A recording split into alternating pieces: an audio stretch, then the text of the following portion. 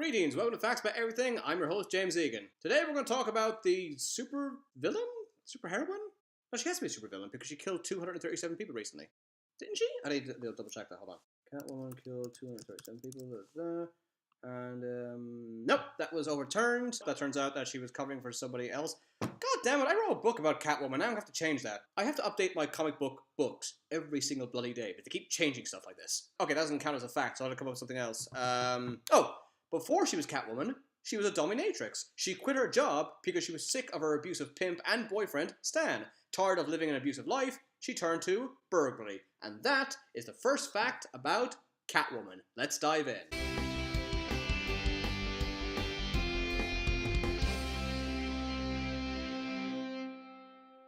Her real name is Selina Kyle. She debuted in Batman #1 in 1940. This was the same issue the Joker debuted in. Originally, she was simply known as the Cat. Catwoman sees herself like Robin Hood. She only robs from the corrupt and shares her wealth to the needy, and keeps a lot of it to herself. Selina's mother, Maria, used to neglect her when Selina was a child. Out of boredom, Selina spent most of her time with cats. Maria committed suicide when Selina was very young. Her alcoholic foster father, Brian, resented Selina because she looked like her mother. Selina Kyle was a criminal for 2 years before Bruce Wayne became aware of her existence. Although her catsuit is iconic, she didn't wear any costume until Batman issue 3. In her first appearance, however, she wore a realistic cat mask that covered her entire face. Selina Kyle became Catwoman when she was 23 years old. Originally, she drove a vehicle called the Catmobile. Batman should sue. She's nicknamed the Plundering Kitten, Madame Modern, and Princess Plunder. She has a natural empathy with all felines, including tigers. Catwoman's boots are fitted with steel springs that allow her to jump much higher than usual. She has razor-sharp retractable claws built into her catsuit. She is the world's greatest burglar. Although she has no powers, her main weapon of choice is a whip. However, she is not to be underestimated. Her fighting styles include boxing, capoeira, hapkido, jiu-jitsu, karate, and dragon. She's such a good fighter, she can hold her own against Batman. I mean, she's not going to beat him, he's Batman for crying out loud, but she can put up a good fight. She used to have a diamond-tipped cat o' nine tails. She can lift 270 pounds, which is weird because I can lift significantly less than that. She's a skilled motorcyclist. In her original backstory, she was a flight attendant. She suffered amnesia after being in a plane crash. So, you dress up as a cat?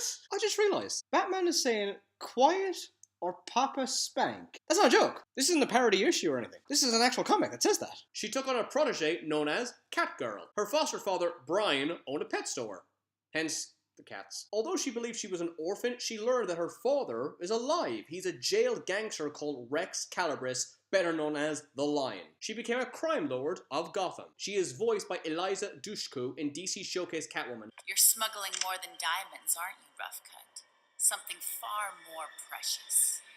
A little kitty told me. By the way, I was going to talk about the 3 actresses that played Catwoman in the Batman TV series. However, I've already covered this in my video about the 1966 Batman TV show. If you want to know more about those actresses, I'll leave a link at the end of this video. She is voiced by Zoe Kravitz in the Lego Batman movie. Weirdly, this is not the only comic book character Kravitz has played. She played the mutant Angel in X-Men First Class. The most iconic person to play Catwoman was, of course, Michelle Pfeiffer in the 1992 film Batman Returns.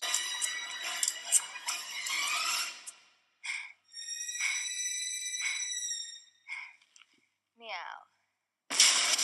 Warner Brothers spent a fortune on Catwoman posters because they kept getting stolen. The thefts got so severe that the studio had to hire patrolmen near the posters. How come nobody stole the Penguin poster?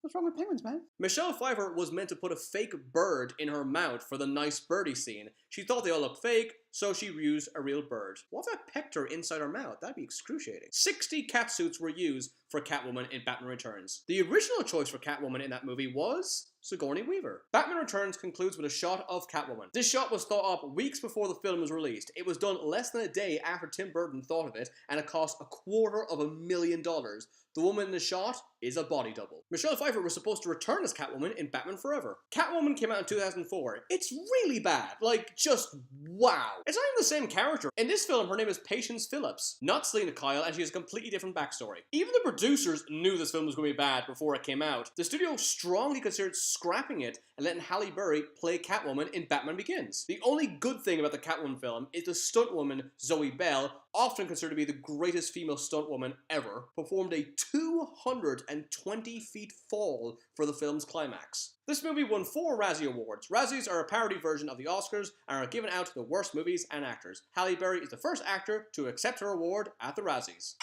You know, it was just what my career needed, you know? I was at the top, and then Catwoman just plummeted me to the bottom.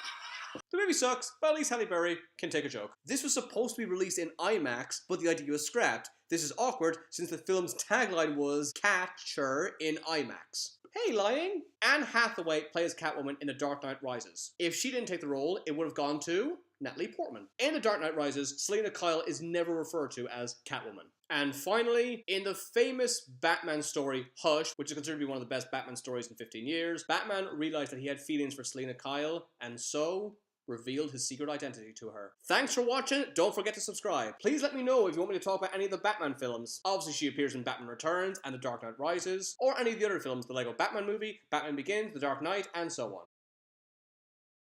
Be sure to subscribe to Facts About Everything. Follow me on Twitter for updates on upcoming videos. Check out my Facebook page to let me know what subjects you want me to talk about in the future. Thanks for watching. See you again.